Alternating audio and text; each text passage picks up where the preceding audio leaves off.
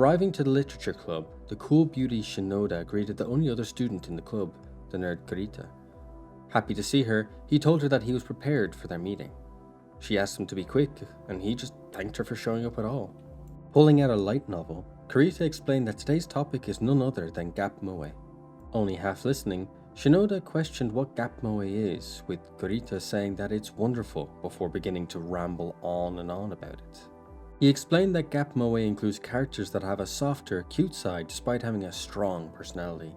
As he rambled on, Shinoda blushed and realized something. She interrupts him while taking something out of her pocket, seeming to be nervous to do so. Blushing and revealing her teddy bear charm, Shinoda reveals that she's actually into cute things like the girls in the examples he gave.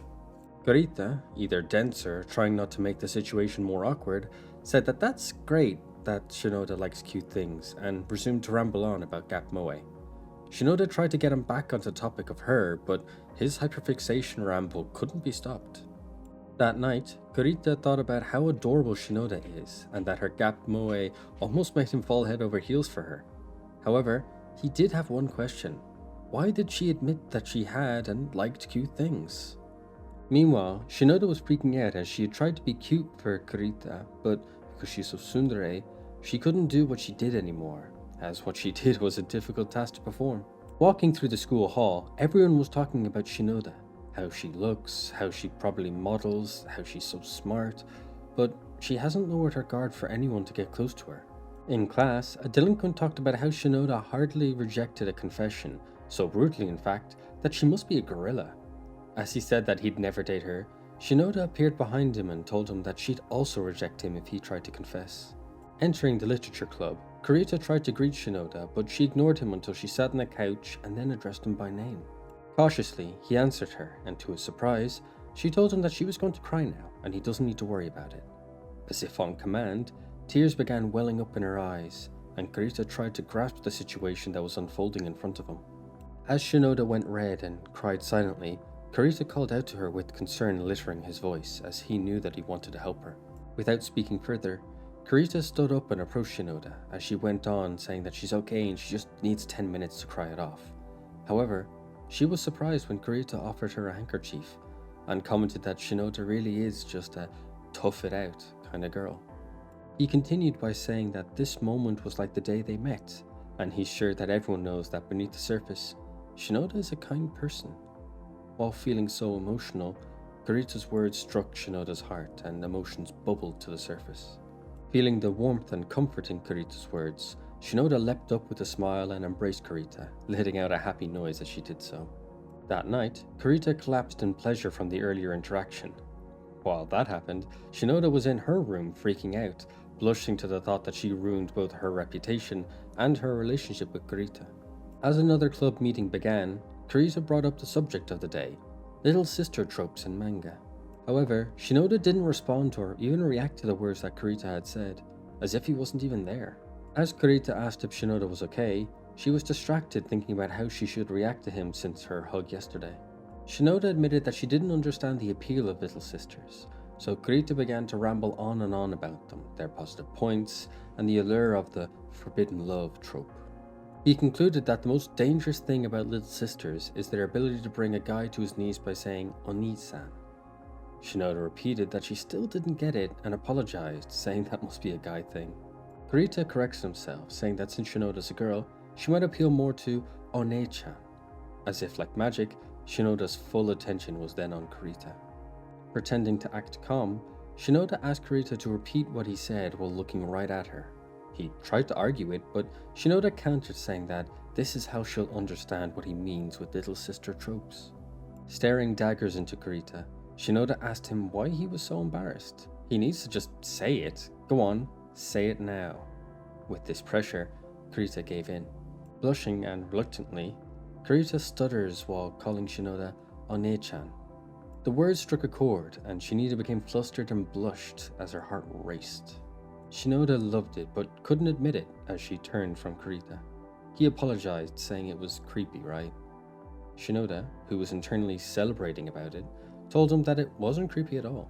After a quiet afternoon reading in the club room, Kurita realized that Shinoda mustn't be coming today and decided to end early and head home. As Kurita went to open the door, he was surprised when Shinoda opened it from the other side and was staring down at him. With a calm but sweaty face, Shinoda asked if Kurita was heading home already. Passing Kurita, Shinoda plopped herself down on the couch and tried to fan herself with her hand, commenting that she finished her other tasks at the other club, so now here she is. However, she was embarrassed about how she looked and told Kurita not to look at her. Kurita commented that he thought she didn't do other club activities, but Shinoda clarified that she quit every club she was a part of, but since she did it so suddenly, she still has to help them out from time to time. Unfortunately, Shinoda's words gave Kurita a horrible realization. This whole situation was his fault. Shinoda questioned his logic, but Kurita was already apologizing. He claimed it was all his fault since he asked her to join his club to save it from closure. Still panicking, he said that he'd go to apologize to the clubs too, but Shinoda stopped him. Shinoda embraced Kurita to calm him before speaking. She told him not to apologize, as she doesn't regret her choice or the situation she's in, adding that she actually likes the club, all the while she was squeezing Kurita more and more. Shinoda asked if Kurita had calmed down, but saw that he was hot and flustered as he admitted that he couldn't.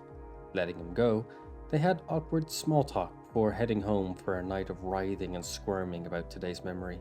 Kurita recalled how Shinoda was a cool beauty in class, yet was into cute things while also being a hard-working person. But what he noticed most of all was that she was a very kind person.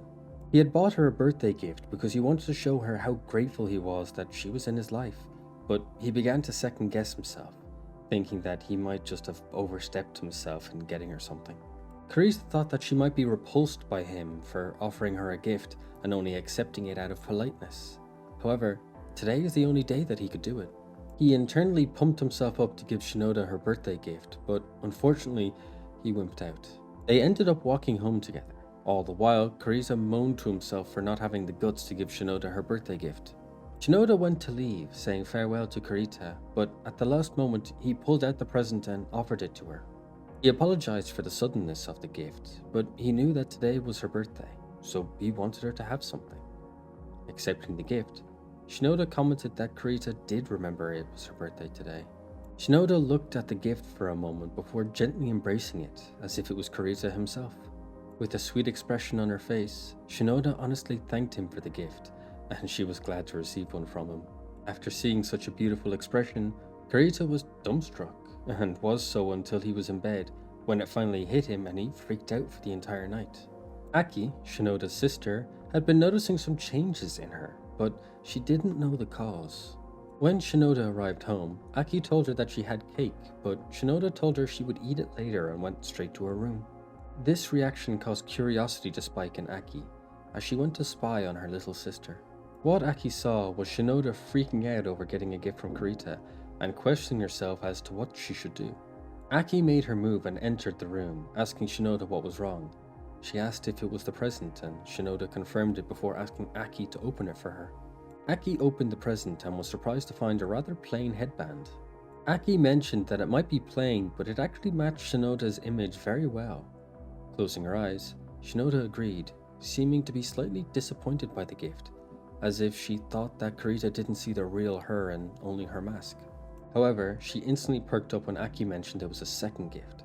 Yaki told her to close her eyes and she'll put it on Shinoda, before taking her to the mirror to see what it was. Opening her eyes, Yaki told Shinoda that it looked nice, and that Kurita knows Shinoda very well. As she said this, Shinoda went entirely red and began to tear up. Shinoda began to cry, and Yaki asked her why she was crying. Through the tears, Shinoda managed to explain that they were tears of joy as she was just so happy. Meanwhile, Kurita was still panicking over the gift until a message notification got his attention. He saw it was from Shinoda, which she thanked him for the gift and sent a selfie of her wearing the cute headband. Upon viewing it, Kurita passed on from a cuteness overdose. In the club room, Shinoda approached Kurita from behind, slowly calling his name before draping herself over him, much to his surprise. Shinoda was super affectionate with Kurita while he just panicked and questioned what she was doing. Seeming to be surprised, Shinoda casually stated that they were dating, so why not be affectionate?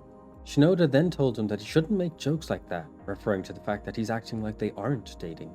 Shinoda then said that she doesn't have a choice with how she acts around him since he's the only one that she can be soft and sweet with, and it makes her happy to do so, to just be like this with him.